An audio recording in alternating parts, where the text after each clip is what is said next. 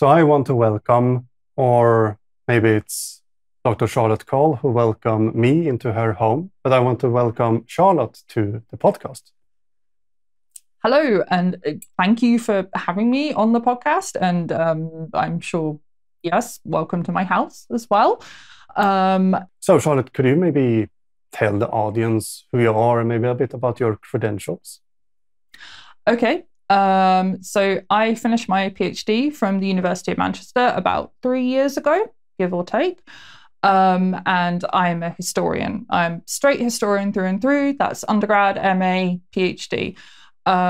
During my MA, I started to get quite interested in the history of archaeology. And specifically during my PhD, I started to focus on how people or how archaeologists in the 19th century interacted with stone. I looked specifically at archaeology, colonial archaeology, British archaeology in India and Egypt throughout the 19th century. And I was very interested in the concept of stone's agency, because I'm very interested in materiality and how humans interact with material objects, how we interact with the properties of materials, and specifically stone. Since then, for the past 3 years, I've been a public historian. I lead guided walking tours of the wonderful city of Manchester, UK, when it's not raining, and often when it is raining too. And we focus on the materiality of the city. I also have a YouTube channel, which kind of tries to tie history to, I guess, current events today, and do so in hopefully an amusing and insightful way. So that's me. So I've been doing this ancient alien stuff for nearly 70 plus episodes. What's your previous, history with shows like Ancient Aliens or Ancient Apocalypse or Ancient whatever that's on History Channel at 2 a.m.? I have never watched Ancient Aliens at 2 a.m. I feel like that's probably a good thing, I'm assuming, hopefully. I will honestly confess that Ancient Aliens, it's been I've known about it, obviously. I know it's out there. I've seen the memes. I'm aware of that dude with the crazy hair. I can't remember his name. Georgios Tsoukalos. That's him. But I'd never actually watched an episode, a whole episode completely from start to finish until I was prepping for recording this. So it was an interesting experience. I will say that. That's the cat. If he sets himself on fire, oh no. So this was my the first episode I'd watched from start to finish. And honestly, I found it at once incredibly frustrating and fascinating. And I had to move my phone out of my reach so I didn't pick it up and throw it at the TV. I got very frustrated. What I think is really interesting, though, is how you can sort of track these sort of conspiracy theories, and how they all started in the 19th century, or give or take. Because that's what I focus on. That's my vibe. I'm a 19th century gal. And you can see the seeds. So I guess it was great watching it, because it's kind of like, this is where all these things that I've looked at the beginning of, this is where they've ended up. And I don't like where they've ended up.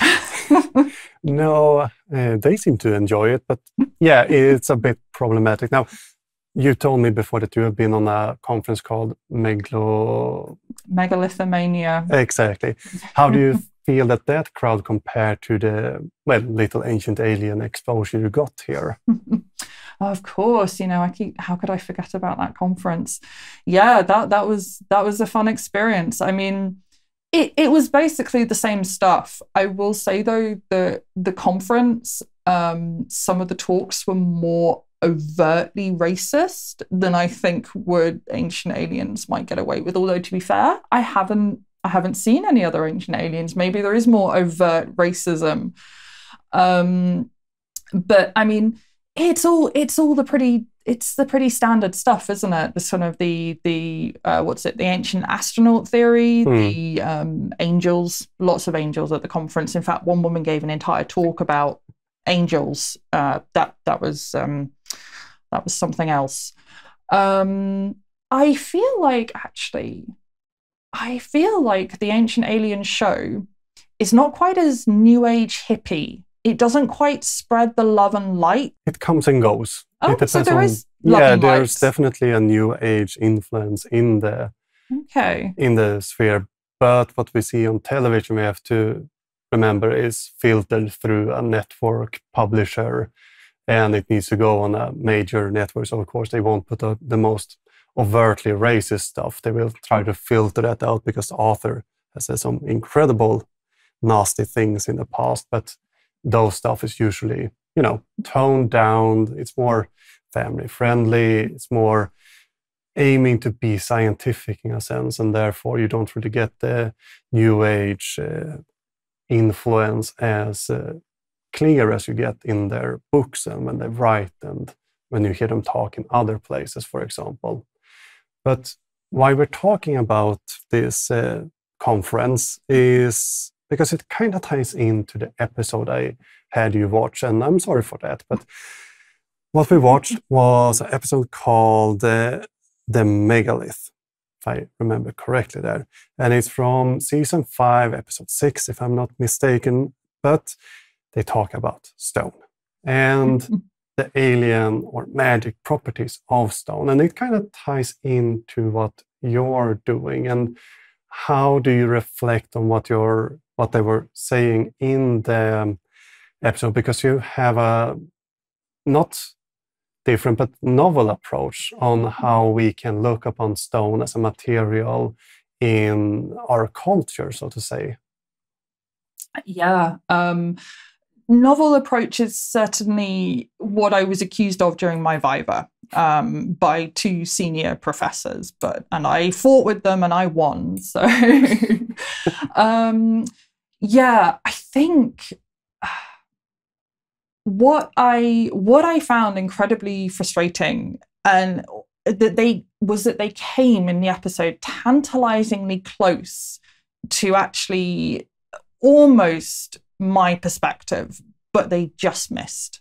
They were almost there. They almost reached the lofty heights of whatever I wrote in my thesis 3 years ago, but then they just missed it.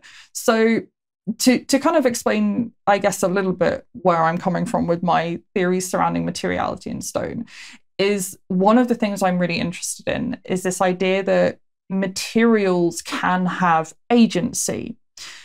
Now, I have to be careful when I say that, because I have been accused of animism, and that's totally not my vibe. That's not what I'm getting at. I don't think that there are spirits in objects. I don't think that objects can obviously get up and move on their own, obviously. But what I mean when I say agency is that an object can act on us, but only sort of if we almost allow it to, in conjunction or sort of in relation to our human ideas about that object. And that's something, so there's an anthropologist dude called Alfred Gell who wrote about primary agency and secondary agency. Primary agency is what humans and animals can exhibit. You act of your own accord. My cat just walked into the room and wandered around. He is a primary agent. He does what he wants. Secondary agency is an object that cannot act of its own accord, but instead it has a kind of an agency in relation to someone with or something with primary agency. So a piece of stone that's sitting on your desk is not a primary agent. It's not going to get up and wander off. You as a human, though, if you see that piece of stone, if you feel like an emotional connection to it, you are giving that stone agency. You are giving it the ability to act on you. I have stuff in my house that I have an emotional attachment to. And I know why that is. It's because I like the texture, I like the shape, I like the history. Those objects don't have primary agency. They don't have a spirit within them. But I am, as a human with my sort of background, with my own kind of sets of emotions and experiences, I am sort of imbuing them with agency. Now, all this to say, to circle back round to Ancient Aliens, is they discuss the idea that stone has particular properties that make it appealing to humans. That's true. That is absolutely true, because we've chosen to use stone as a building material. It's convenient and it's durable and it has all these practical properties, but we have chosen to like have this emotional connection with it. So that is a kind of a thing that they are acknowledging. What they then don't do is realize that they are having this emotional reaction. They are seeing stone almost as a primary agent. I mean, probably at some point, I'm sure one of them would say that stone could just get up and walk around, maybe. So they come close to realizing that they are co-shaping. That's the word, where you kind of create an object's agency. They come close to that when they say that they know that stone has properties, but then it just explodes into chaos. And that I found super interesting. So close, but yet so far. Do you have an example of building or building material where we see this kind of, what did you call it? Co-shaping, primary, secondary agent. Yeah. Yes. In fact, in my very own Manchester, my very own city, we have a building in Manchester, Central Library. It's from the 1930s, 1920s. It's a lovely kind of neoclassical building. It's made from Portland stone. Portland stone is a beautiful white stone. It comes from the south of England. It comes from an island called Portland, which is near, I want to say Dorset. My geography is dreadful. Portland stone is a lovely, beautiful stone, and it's been used in some of our major buildings in the UK and now around the world. A lot of the government buildings in London are built from Portland stone. So Whitehall, the Foreign Office buildings, they're all Portland stone. There's the cat again, a primary agent doing what he does. Portland stone, it has these inherent material properties. It's a strong building stone. It's got a lovely kind of white color to it. It's pretty pollution resistant as well. This is kind of like, as humans, we kind of, that's what first sort of attaches us to it. We look at it and we think, oh yeah, that's good. We can use this. So then we start using it in our buildings. It starts to be used for buildings that are particularly culturally relevant. So it becomes associated with that kind of cultural relevance. It picks up this culture to it. You start using a stone for political buildings or buildings where there's power. It becomes associated with power. So London used Portland stone a lot more and earlier than Manchester did. When Manchester decided to kind of step up its game, so to speak, as a kind of a powerful, influential city, it looked at what London had done and it said, we can use Portland stone for our important buildings. We will take some of this emotional kind of attachment that people have to Portland stone and we can transfer it over to Manchester. Yeah. We can make Manchester look powerful by imitating London. So what we have then is Portland stone has been used for all these culturally relevant buildings. It then gets designated, I can't remember when, I want to say like quite recently, but I'm not even going to try and guess the date. Historian, but with no memory for dates. It was designated a heritage stone by the International Union of Geological Sciences, geological sciences. And it sort of self-reinforces. It's this self-reinforcing narrative that this stone is good and important. And that if you build something from this stone, it will sort of have a prestige to it, if that makes sense. And that's one of my favorite examples, partly because it's right here in Manchester. Yeah, and that's interesting from several aspects, because you're talking about how we give stone a meaning, and it's something we actually see in the ancient alien narrative and start to look at it. If we would look at several more episodes, which one of us at least have done the mistake of doing, we see a couple of stones appearing again and again, all with magical properties. We have granite, we have quartz. it's crystals, and it's andesite, all these dense, heavy stones that they associate with aliens. Do you see the same kind of connection there? Yeah, oh yes, entirely. And actually, that's something I would love to chat to you more about, especially quartz in particular. There's something about it that humans have loved. Maybe it's the way that it catches the light or something like that. But then it spirals, it snowballs throughout history. It becomes, were the crystal skulls made of quartz? Yeah. Are there crystal? Thank you. I knew that. So it becomes this self-reinforcing thing. It's exactly the same thing. And what were the other ones you mentioned? The very dense ones? So we have granite and andesite. That one. So andesite you find in South America, but ancient aliens they usually claim everything is granite. But andesite is what we find in Pumapunku and sites throughout South America. And it's a very dense, heavy stone. And in some sense, it's similar hardness as granite. And again, it's a very durable and easy stone to work with in that sense. Something you have to remember when working with stone is that hardness of the stone actually makes it easier to shape, in a sense. It sounds illogical, but when we look at experiments, especially in experimental archaeology that's been done both in Egypt and in South America, they both come to the conclusion that when you work stone, especially with stone tools, so if you use flint, jade, of the volcanic rock, was it a very black, they make a surgery tool of it. Like obsidian? Obsidian. Those tools works better the harder the stone is when you want to shape it.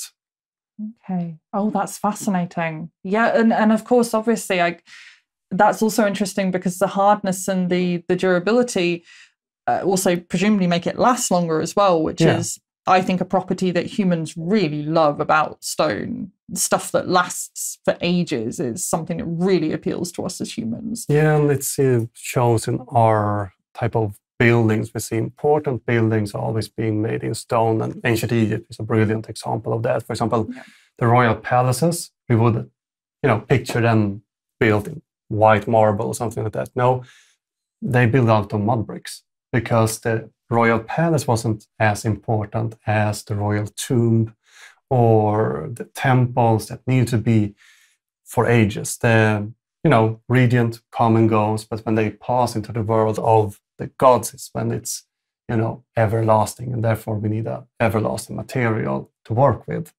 So they do ascribe properties to the stone and importance to it, but not necessarily stone itself in that sense. This doesn't carry a magical property, but to them it symbolizes a sort of magic when they use it in a pyramid or in a temple. Yeah, and that is an interesting one. Is like, when does stone pick up the kind of the magic? If you want to see magic in stone, when does it pick it up? Does it pick it up when you see it in the quarry, when you kind of you pry it out, which I think is literally the words that they use in Ancient Aliens. Like, when did mankind you start prying stone out from the quarries? Like, when does it pick up that magic? Yeah, that's interesting. Does it pick up magic also because you're sort of using it in interesting ways, in ways that it's not kind of ways that it's not obvious that a stone can be used in? I think what I'm getting at is the old kind of megalith structure with the sort of you probably know the name and I don't. You got stones standing like that, and you got a stone over the top. A dolmen. Thank you. Very thorough knowledge from me, and thank you. What I find really interesting is that one of the properties of stone is that it is very heavy, and so it doesn't seem like a logical kind of normal thing to be able to do with it, to kind of balance this heavy stone on top of other stones. So that in itself, if you're going to look at it like this, is when stone starts to pick up that sort of magic. And I think going back to Ancient Aliens, I think one of the things that was mentioned in several of the sites that they talk about is kind of, how did they do this? And that's like, well, you know, experimental archaeology is a thing. We kind of know how they did it. But I find it very interesting that this stone has this property of weight, which makes it difficult to maneuver and manipulate.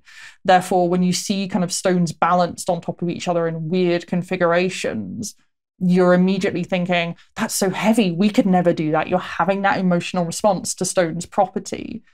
And I'm just going to say it. That's where stone has this secondary agency. It's kind of working with us. And it's interesting because that agency is most likely not the agency it had for people of the time. If we go back to the dolmen, if you look at dolmens and how they are used, they're usually used over generation. We can talk, you know, a century or longer, a millennia. We see these places being reused, and it doesn't seem as the structure itself is the magic part, because they knew how to build it. That wasn't the, you know, strength. What was magic was what's going on in there. That's interesting. But yeah, so for them, the importance wasn't the construction, because we did it. We, you know, it's not that hard, you know, have to pull it. Easy. You just levitate it, right? We have these magical wands from the aliens. Simple. Why are you making such a fuss? Well, yeah. And sorry, I think that goes back to actually something else that Ancient Aliens kind of type people seem to forget, is that they say sort of like, why don't we build pyramids today? Why don't we do this? And it's like, because we've moved on. We have our own kind of engineering marvels. We don't think of them as marvels because we see them every day. A skyscraper. That's a engineering marvel, if something. Exactly. I mean, it's so sometimes hideous depending on how it looks. But it is kind of, it's just like our perception of what is miraculous, or our perception of what is kind of, miraculous, I just use that word again, it has changed over time. So it's like we're finding things that we could, or were just built easily. We're looking at them and thinking, well, how did we build them? But I just went off on one there.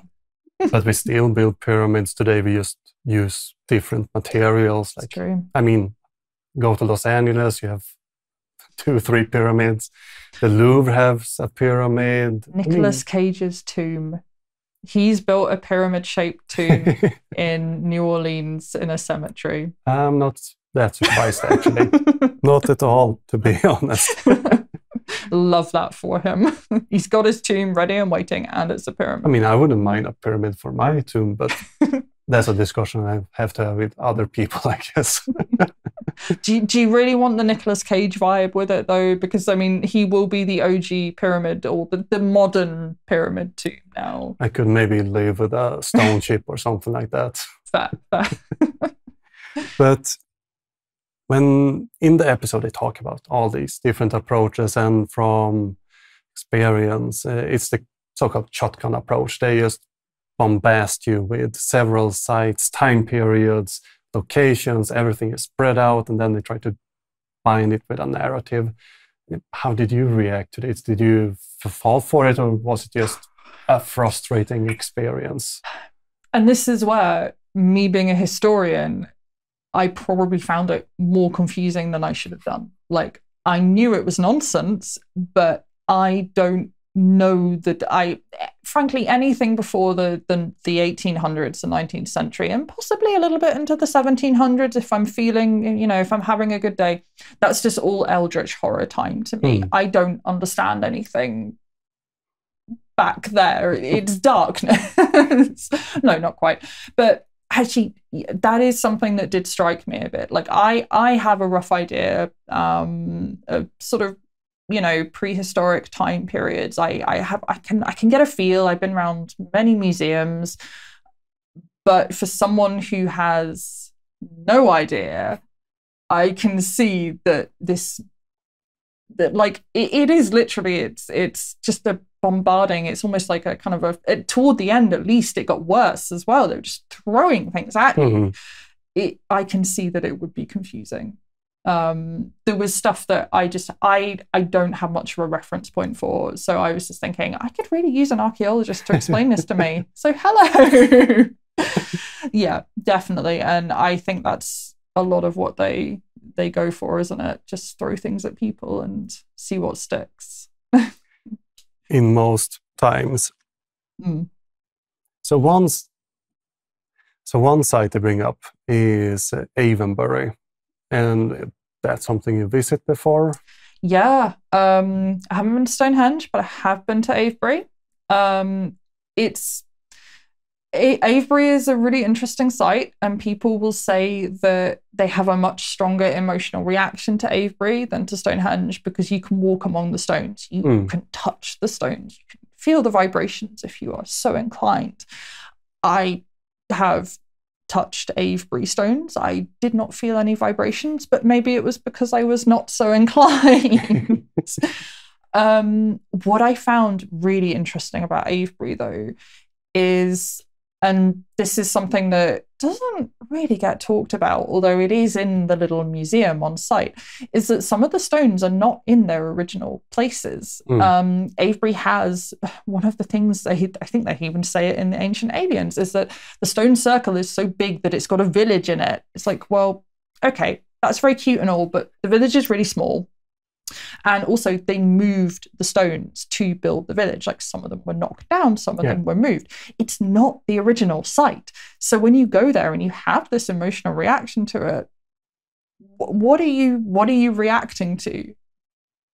Is a question I don't know the answer to. And I don't think it needs an answer, but I think it's a question to ask because you're not reacting to the authentic site.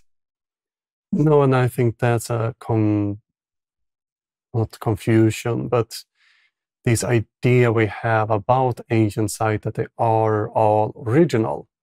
Yeah. And many of them aren't, frankly. Many of them are reconstructions, or some of them better, some are worse. And I mean, if we go to, for example, Athens, the Pantheon, people imagine that it's been there for ages and looked like this for ages, but almost all of it is reconstructed.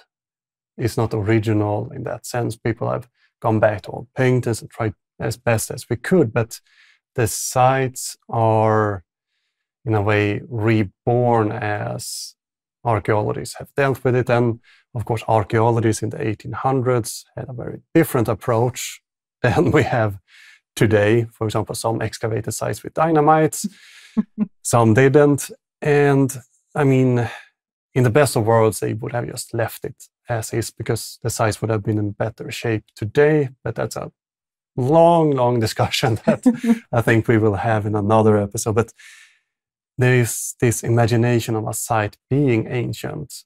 And I think many associated with their identity and culture, and especially the New Age movement, have this idea of nationality and spirituality that can be a bit problematic in a sense.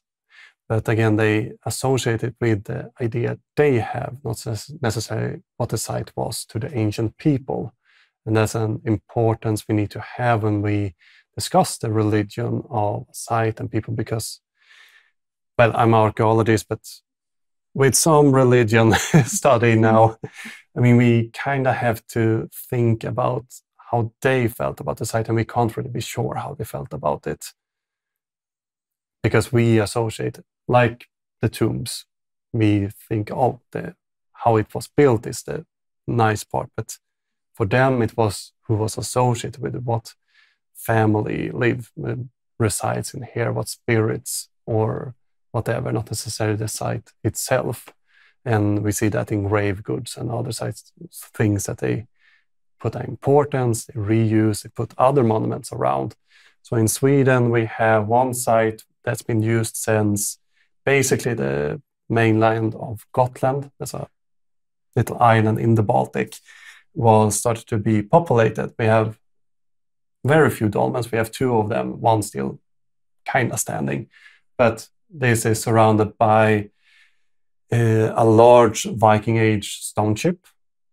And three more a bit further away, we have a lot of Bronze Age graves in the area, and people have put importance, inside this little dolmen, there's like 23 kilos of human remains we have excavated. I love that that's a specific, someone grouped them and weighed them, 23 kilos of human remains. And if we look at teeth, it's like, now I don't remember exactly, but I think it's like 90 individuals.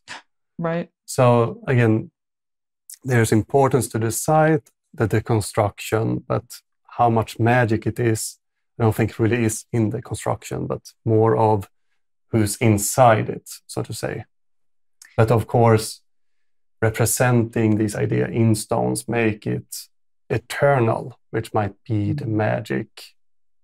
But it's not as fancy as aliens did it, or the stone has a magical property. And I think they say that, I think it's Stonehenge to talk about that. They go there to be healed. Mm. That quote is from Geoffrey de Monmouth, French author from medieval ages.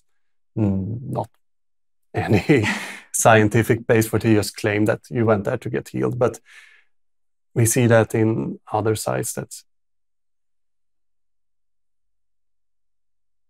now I lost the thread completely. Damn Geoffrey de Monmouth. So it's very medieval of him to come back and haunt you and disturb your thinking. That's very medieval. And you see, I thought of something as well, but now I've lost it. The idea of the stone being eternal as being the magic, or the magic, because it's what's left over that we see. And I think your point about that being not as exciting, possibly, as the ancient aliens thing is really interesting, because and this is where I'm going to go a bit like psychology. Oh no, bit of psychoanalysis on the ancient aliens people.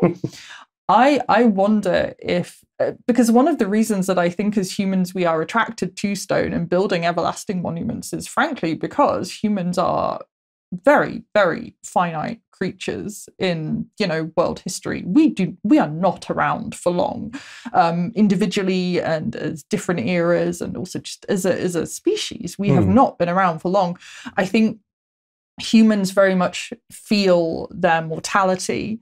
And I wonder in some way if the ancient aliens people don't want to acknowledge their own mortality, and that's why they're sort of ascribing these monuments to like a much bigger sort of immortal kind of vibe to them, rather than just acknowledging that stone is stone eternal though. Ooh, that's another issue. Stone is kind of it's long lasting. It has longevity. You can build something from stone, and it might be there in 100 years. Probably will be. Instead of just sort of straight up acknowledging that, and sort of acknowledging that it's because of our fallibility as walking meat sacks, essentially, who will decay and turn into dust. Instead of acknowledging that, they have to make it bigger. They have to make it something crazier and more chaotic. Maybe they're just all very, very insecure about death. Maybe that's it. I mean, we have these New Age elements within the ancient alien sphere that, of course, ties to your own mortality in a sense. So, I mean, I think it's quite fair to describe ancient aliens, similar ideas as a cult, because I think it fits better in that narrative. Because what they're doing is in science. I think everyone can agree, at least those who listen here, I think we can agree that this is science. And they have these strong cult leaders, and the idea of afterlife, if you start to dig deeper down in there, that you have these end-of-day cults based on ancient aliens and all of that. So it all ties into a cult mentality. Since it's hard to leave it when you get into it, radicalization and all of that. And on that note, I want to, since we were originally talking about Avebury, I mean, they don't really say much about the place other than it's, weird that they put it up, because everything is weird if you don't look into it properly. But we have this stone circle, of course, it's connected to a UFO, because UFO is round. we have stone circle, round plus round, but we have a connection, and it's Georgios Tsoukalos make a little quote in here that goes something like this. The mythologies, in conjunction with Avebury, always point to the sky, to some celestial beings, the Shining Ones as they were called, descending from the sky and educating people in various disciplines: agriculture, mathematics, geometry, engineering. And so the quote is basically, he talked about the mythology about Avebury and the Shining Ones. I just want to bring up the Shining One connection to, educate someone who might not. I will say the Shining Ones, I'd never heard of them before. Whoever they are, they shine, they're out there and they shine. I didn't even understand, honestly. I could not make sense of his explanation, and I wasn't sure if it was worth Googling. So I just thought I'd ask you instead. Yeah, I mean, luckily I'm here and can answer this question because it's a deep cut. It's a real deep cut. So the term the Shining Ones is not connected to any legends, of course. Now it's connected because in modern day it's become associated. We have modern legends, but it's not part of an ancient historical narrative about the site. Now, the Shining Ones are lifted directly from two authors who created a book. They were named Philip Gardner and Gary Olson. They wrote a book, The Shining Ones, the world's most powerful secret society revealed. And can you guess what's on the front of the cover? Is it one of those eyes? Is it the eye in the pyramid? No, it's worse. Oh, what's worse? It's a Star of David. Oh!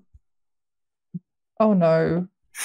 So, of course, this is about a secret society, and their idea is that the angels from Book of Enoch has come down and they start to take over the world, creating all the structures and the important things, to set up governments and control everything in the background. And then at one point, they let the Templars take over that roles, and the Templars might or might not still be around.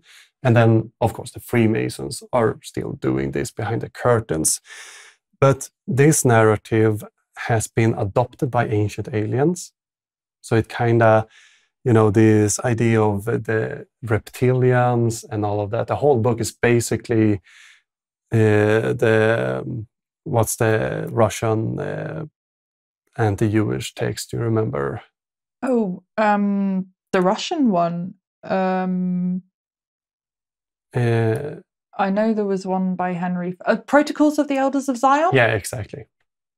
Okay, amazing. So it's basically a version of that, but in a New Age language. And what's interesting is there is a connection more here between Gardner and Olson. Olson. That's a Swedish name. So there's also a connection between their narratives, because they didn't just make up everything themselves in that books. We find an influence from another source, Mr. Graham Hancock, and his white Aryan supremacy priesthood that he talked about in his book that he wrote with Robert Bauval back in the 90s. Again, the secret cabal controlling everything behind the curtains. So we have this, again, deep, as you said, you don't saw any inherently racist in the episode because they hide it. Yeah. With the keywords like this. Really getting that impression. So the Shining Ones is basically a sort of a dog whistle then, isn't it? It's basically just low-key, here we go. When I say that, you're going to conjure all of this up. And when you Google the Shining One, you will get to this book and you will get more and more radicalized. And they use it as a kind of catch-all for reptilians and Atlantis and Freemasons and I can't. There's too much. I can't. Okay. So again, it looks innocent and good and kind of, smooth on the television, but that's because they don't say those parts out loud when they kind of catch you in it. So they've never then explained the Shining Ones properly. But that wasn't the first episode that it turns up in. It repeats in several episodes. Oh, that's creepy. So you have several versions of them too that you catch if you watch it enough of times, because we have the Star Children's, that's basically that's most connected to Native American folklore, but not as they really represent it. Again, it's a bastardization. Again, they're rewriting Native American legends to fit their preferred narrative. So it's a plastic shamanism that's going on in there. And again, it's deeply connected to the New Age movement. Right. Okay. And I find it so fascinating that all this whole racist world is just built on top of stone.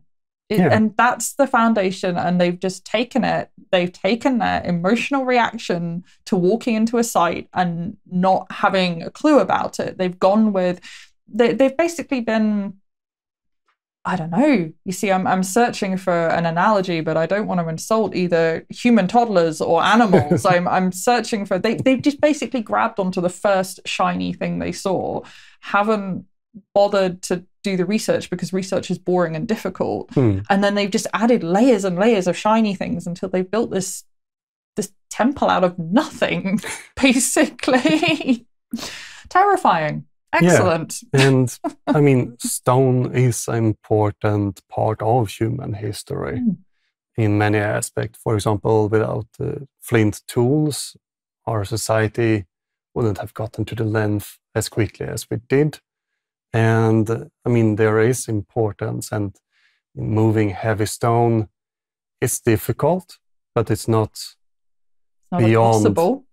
And we've shown again experimental archaeology moving stones, and there's videos from I think it's around Indonesia. There was these people, Nias people, I think they're called, and they don't remember exactly why they had this tradition, but once a year they used to move a 50-ton stone block through the village. They connected this to something important in their culture. I don't remember exactly what, but we have video of them doing this 50-ton stone block by hand, and this was 1930s or something like that. So I mean, it's before today. Has been known for a long time that we can do it. It's just that we don't have to do it any longer. Why would you put yourself at risk of injury and horrificness when you can just get a crane to do it for you? And my favorite example is when they're trying to demonstrate that it's impossible to move with modern machinery. We see them using the wrong tool for the job. So they use a crane that's really meant to, pick up some smaller stuff and lift up a couple of meters, and then let's lift this 50-ton block up on this truck that's not designed to carry that type of load. But if you, design a truck that's supposed to move this and build it, it will move it just fine, or a crane, a proper construction crane instead for that flinky rental that you got at the gas station. I mean... Have they not seen like modern mining and quarrying machinery? It's massive. It's huge. That's ridiculous. They are ridiculous. I'm sure they've seen it, but they just don't show it in the show.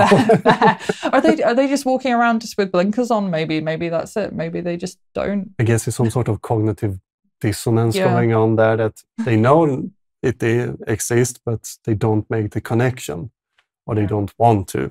Again, we have this sort of cult mentality. So if the cult leader says this is impossible, then it must be impossible, and we don't go online to, we only go online to look up the shining ones. Yeah. Not heavy duty machinery that can move stones. Yeah. I mean, the largest construction ever moved is an oil platform called Troll 2, weighing something like 5,000 tons, some imaginary, moved by 20 boats.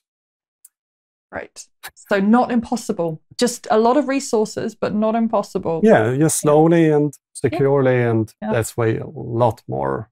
Or is it 5 million tons? It's some astronomical, amount of weight. So, I mean, these ideas rather silly, but again, they put some magic thought to the stone that don't really fit. But yeah, that's also it's just reminding me this idea of going back to the 19th century is my favorite thing to say.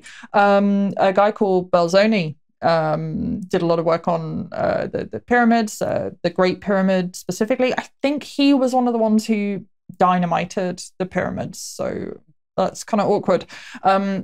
But he describes, he describes kind of coming across the pyramids and sort of like walking across the desert and finding them. And as with many 19th century descriptions of archaeological sites, one of the things that strikes him is that the stones are so big, they're so heavy, and how did they move them? So this is something that has been a question for so long, but Belzoni didn't ascribe it to aliens. No. Belzoni was an engineer. The dude he worked with, whose name I cannot remember, was also an engineer as well. They knew that it was, I mean, actually, interesting point. So in the British Museum, where Britain keeps all of its stolen stuff, there is in fact a colossal granite head of Ramesses. I'm not an Egyptologist. It's one of the Ramesses, and it's big. It's very big. And it must be heavy. It's not like a kind of a small head. It's big. Belzoni moved that out of Egypt. He moved it. I can't remember how he did it, but he did it because he was an engineer. And that's what you do when you're an engineer. You move things that seem impossible. And it's actually, now that I think about it, in the 19th century, they moved, transported, and packed so many large bits of stone. Several obelisks went across Europe. And same way, if we go back to Roman times, the Romans loved obelisks. They moved them across the Roman Empire, put it up in different arenas and on squares. I mean, and they moved it with technology they had. Yeah. And it's not that far from what the ancient Egyptians would have had 1,000 years earlier. We hadn't developed, I mean, they didn't have steam engines, the Romans or whatever. But in the 19th century, I mean, we moved obelisk from Egypt to New York. Yeah. We've always done it. We've always moved heavy things. It's just, it is that disconnect of, we know that this stone is so freaking heavy. So there is just like, it just takes a minute to, when you're standing there as an individual, to imagine how you could move it. Yeah. And that's where the ancient aliens people just don't make that leap. They don't understand that if they're standing in front of a huge stone kind of construction, it's not just them as an individual that would have built it or moved it. It's like people with knowledge of engineering and like loads of people would have done it. It's just not, they're just not that clever. The ancient aliens people, they're just not that self-aware. No, but they kind of look upon people as inferior. I think that's one of the main issues, that they don't look at these cultures as capable. And we see that in how they can't imagine things in their stories and all that. And I want to move on to a different site, Palmasur and the stone spheres of Costa Rica. Those something you've been familiar with before, or was this a first? I did not know that there were round bits of stone lurking in the world. I mean, I know that stone can be round. I didn't know that there were these specific sites. And frankly, I'm fascinated, because I look at a round bit of stone, and maybe this is like my GCSE in geography kicking in, and I remember stuff about erosion, and you know, I think about all the lovely smooth pebbles that I've picked up off the seashore, and hagstones as well. That's a folklore term, but hagstones, stones with holes bored in them. Erosion does magical things. Yeah. So I would look at a round stone and think, well, okay, maybe someone did carve it, but also if it's by a river, it was probably the river. apparently, as I learned on Ancient Aliens, that is not the case. They were not done by rivers. No. So in this section, they talk about two different sites. So we have the Palmasur, or the stone sphere of Costa Rica, and these are actually man-made. And they belong to a site that was used during the Aguas Buenas period, which is roughly around 300 to 800 CE, and later during the Chiriqui period, that's 800 to 1550 CE, when the Spanish come to Costa Rica.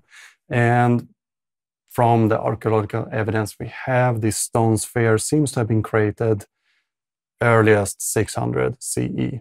In the episode, we want to bring it back a couple of thousands of years, but no, most likely 600 CE. Now, it's hard to date because, well, we can't really date stone in that sense. We could use thermoluminescence dating, but it wouldn't be applicable in this case, since they have been, out in the sun for a bit too long.